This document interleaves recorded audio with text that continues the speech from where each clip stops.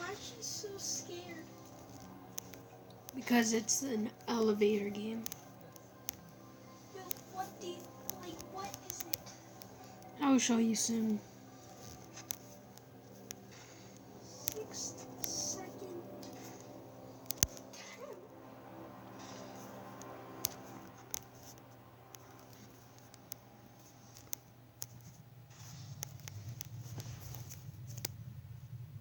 In no circumstances should anyone play the elevator game to Otherworld.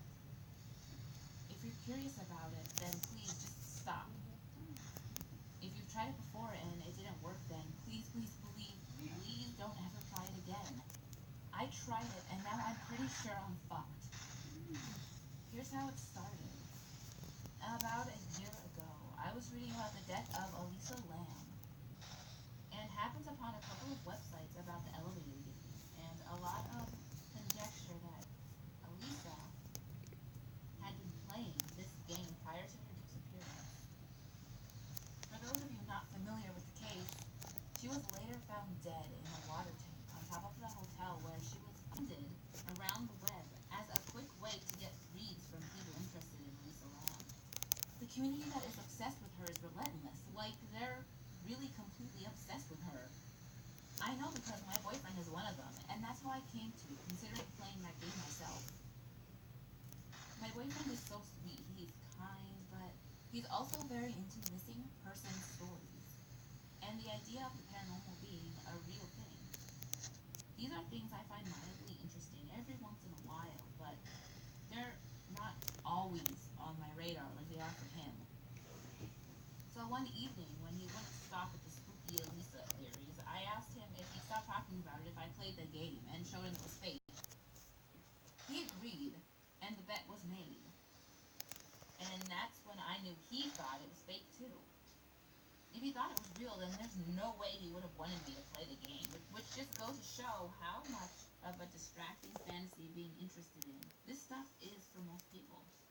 Like, who would agree to the proposition that their girlfriend should play a game that could possibly result in them being stuck in another dimension forever? No one, that's who. Anyway, so I took notes on the game to take with me and identified a building where I thought I wouldn't draw attention to myself in any way that might cause me to mess up the game's order, and thus be ruled invalid by my true believer boyfriend. I won't say which building because I wasn't supposed to be there, and they likely don't want the attention, but it's in downtown Atlanta where I live.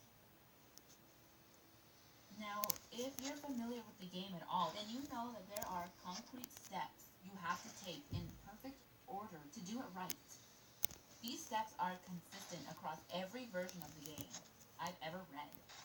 The only things that aren't consistent are the consequences of doing the steps wrong and exactly what other world is actually like.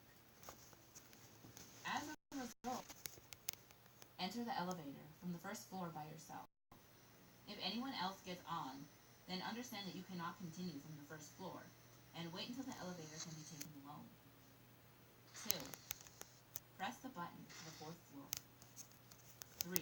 Do not get out when 7.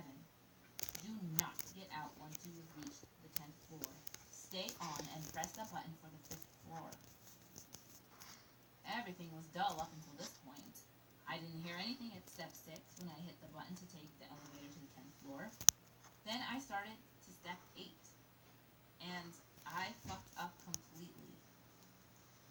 It has been reported by some that a woman may enter the elevator on the 5th floor. She may appear as a stranger who wishes to engage with you. More importantly, she may appear as someone you know. It is important that you do not acknowledge her in word or glance. If the elevator you are in is reflective, then stare at the floor or the buttons only. A woman did get on at the 5th floor. The problem is that I never had an opportunity to not look at her because I was looking at the lights above the doors telling me which floor I was on. And it startled me when the elevator suddenly stopped. By then, I was already looking at the doors and she was getting on. This was so stupid of me. It's so obvious that I should have been facing the corner where the elevator buttons are, not staring at the lights, telling me which floor I was on the whole time. I immediately thought, okay, no biggie. This is bullshit anyways. But I have to tell you, I was extremely nervous as I hit the button for the first floor, and the elevator started moving again. I made sure to look down at the floor, and that's when she started talking. She was a tiny thing. I'd seen that as she got on, and pretty. Her hair was a light blonde, and she had striking green eyes and freckles. She started talking about how there had just been an accident on the fifth floor, and asked if I would go back with her to help. This was totally nonsensical. She'd just gotten on the elevator in hopes that someone might be there and then go help. I didn't speak. It was too weird. No way I was going to speak to her. She said it again, and this time she sounded like she was getting angry. Again, I ignored her. The third time was very different.